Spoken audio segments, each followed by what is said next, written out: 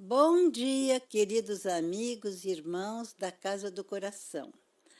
Hoje o papo deste domingo vai ser papo mesmo, porque a Safira voltou e me fez uma pergunta e eu resolvi então responder todas as perguntas que ela tem sobre esse assunto.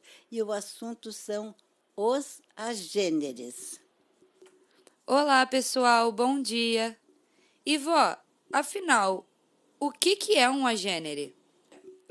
Agênere, conforme a palavra mesmo diz, a significa não, não existência. E gênero, geração ou gestação. Sabe o que é acéfalo? É quem não tem cabeça.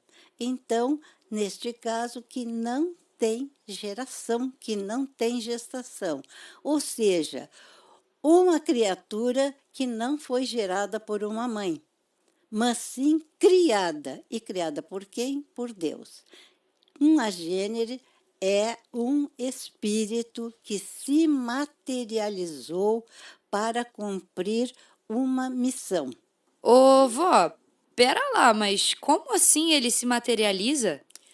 Sim, ele pega todo o ectoplasma que tem ali perto dele e constrói um corpo igualzinho ao nosso, tangível. Pode tocar que tu sentes o corpo dele. Mas, vó, o que é esse ectoplasma?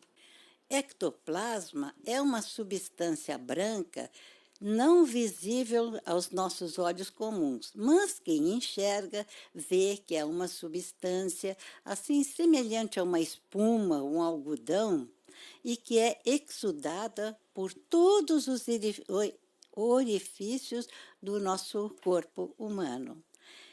É uma substância que todo ser vivo produz, seja ele animal, vegetal, assim, os peixes, as aves, os animais da terra, as plantas pequenas, as florestas, todos produzem ectoplasma. Agora, quem produz mais e é melhor são os humanos. Entendi, vó. Mas isso quer dizer que qualquer espírito pode se materializar? Não, qualquer espírito não. Ele precisa ter um conhecimento maior, uma mente mais amplificada para poder realizar essa operação.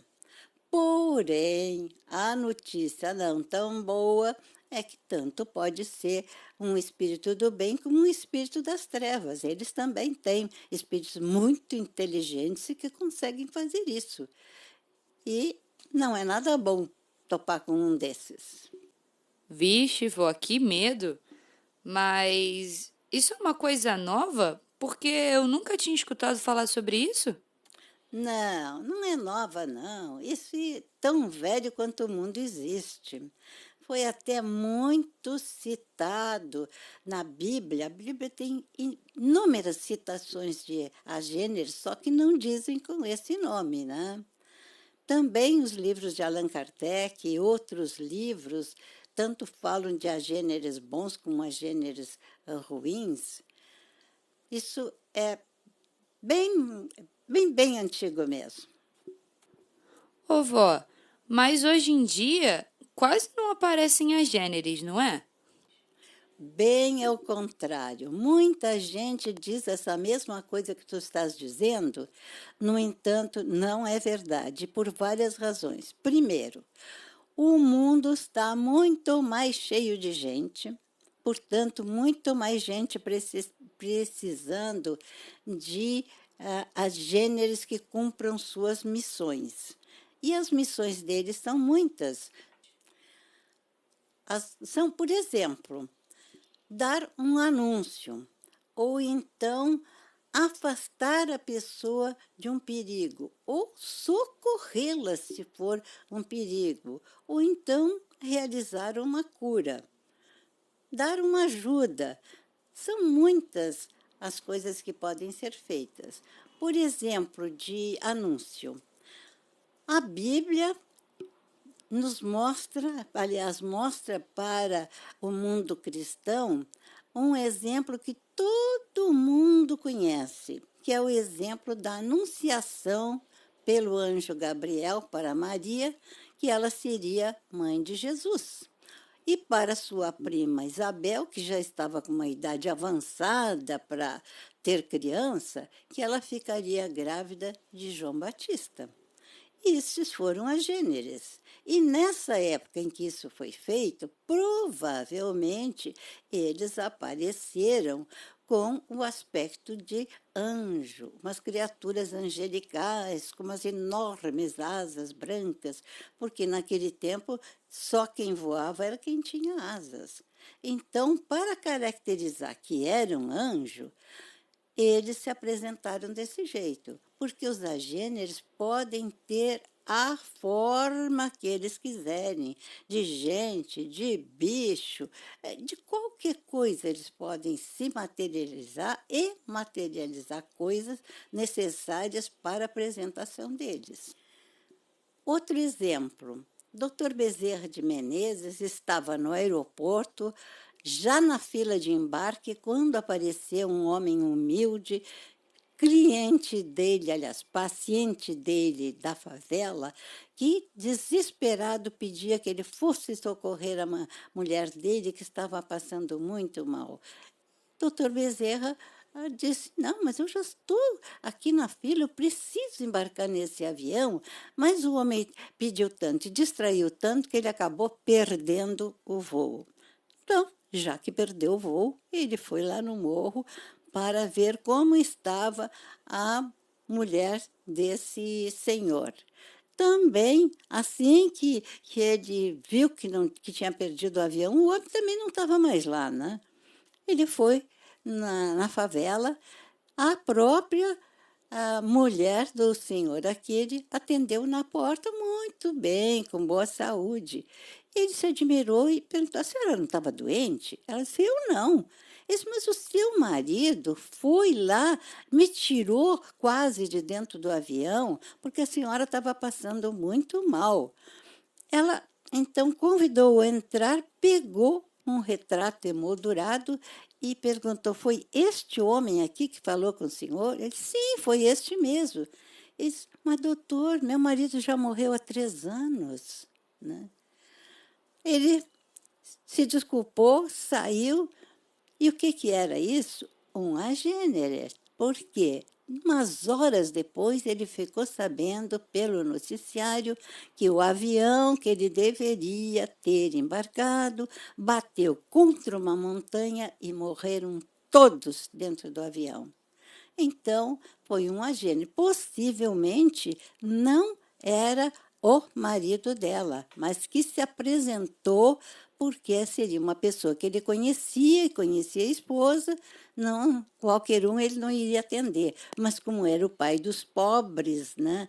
Então ele foi lá socorrer aquele cliente. E também eles estão aparecendo assim em maior quantidade, maior frequência, porque nós estamos em época de transição planetária em que está tudo muito conturbado e é necessário que a espiritualidade maior forneça auxílio para muita gente que está perdido. E esse perdido agora é definitivo. Então, é necessário que eles apareçam. Uma outra coisa que eu quero te dizer, Safira, é que nós somos muito felizes por sermos espíritas, por termos essa doutrina que nos incentiva a estudar, a compreender as coisas e, portanto, ter mais respostas positivas e viver mais felizes. Por exemplo, tem muita gente no mundo que ainda pensa que é esse corpo que ela vê no espelho. Ah, eu sou essa aí. Nem sabe que tem um espírito. Outros dizem, eu tenho um espírito, quando na verdade não. O espírito é que nos tem. Ele que é o dono do nosso corpo. Se ele não tivesse no comando, esse corpo não fazia nada. Tu sabe o que acontece quando a gente vai dormir? Olha, nós temos dois corpos, nós somos criaturas duais. Quando a gente tem esse corpo físico, de matéria, e temos um outro corpo igualzinho a este, que é de uma matéria sutil de energia. Durante o dia, nós somos um só. Ou durante o dia, que eu quero dizer, quando a gente está acordado, né? Nós somos um só. Mas quando chega a noite, ou quando a gente vai dormir melhor, né? Nós podemos nos transformar em dois corpos diferentes. Um deles que fica deitado, dormindo aqui na Terra, na terceira dimensão. E o nosso corpo espiritual, né, vai para o além, vai para a quarta, para a quinta dimensão, dependendo de qual é o nosso adiantamento.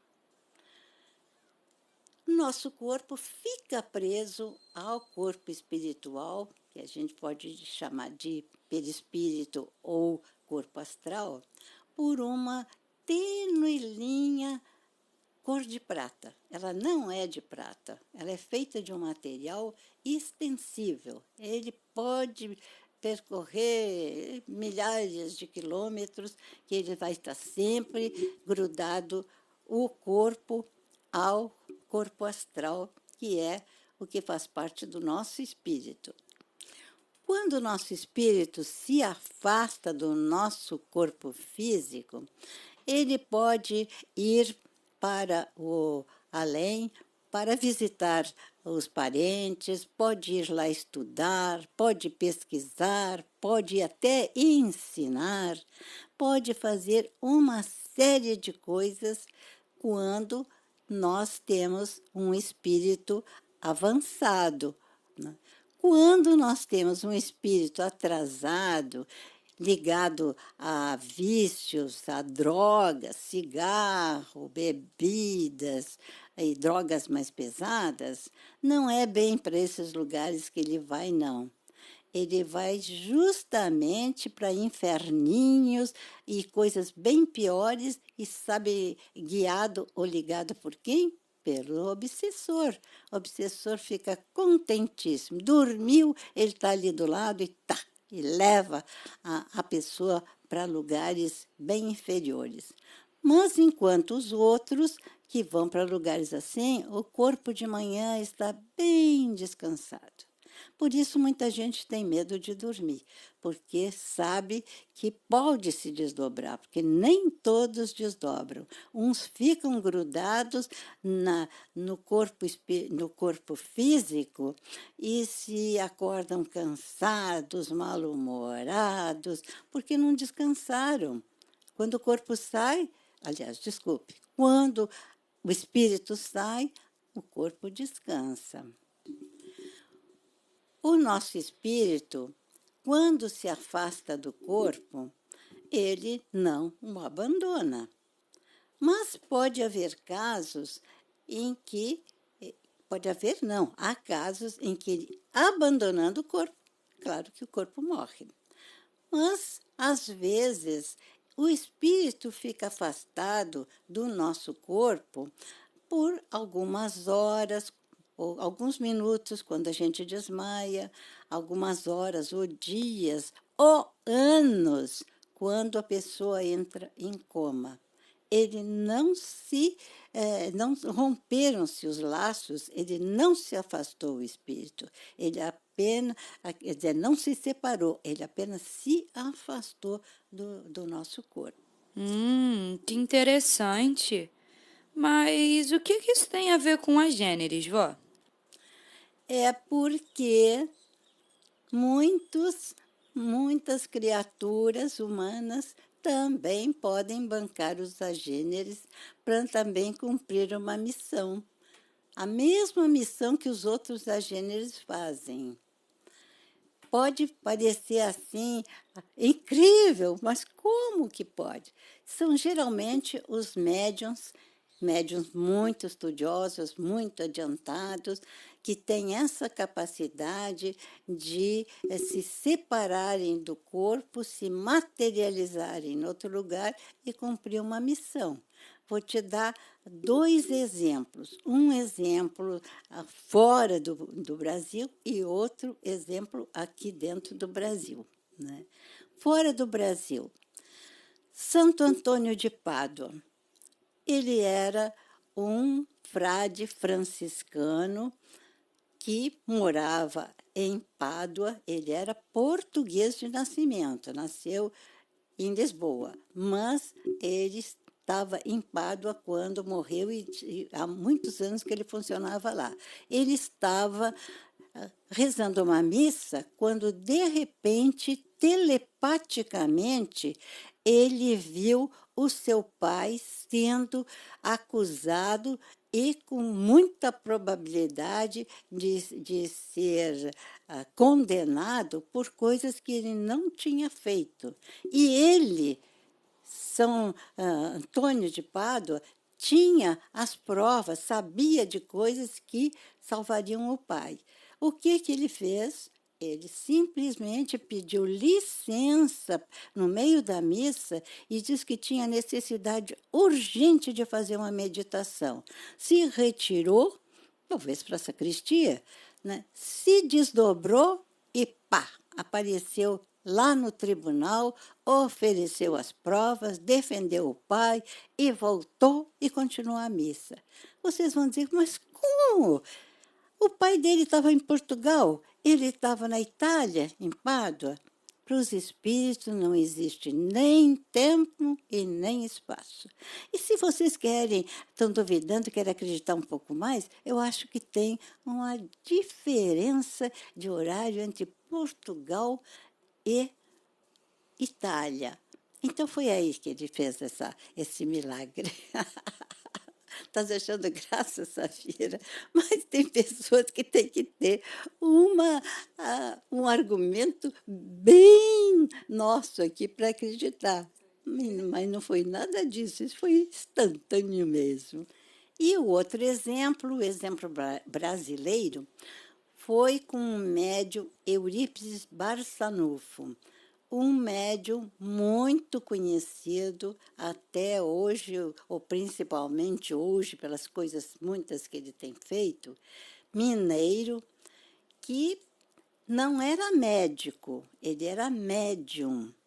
Ele, um dia, ele recebeu também telepaticamente a notícia de uma senhora que estava desesperada em trabalho de parto, um parto dificílimo, e ela rogava por ele, chamava e chamava.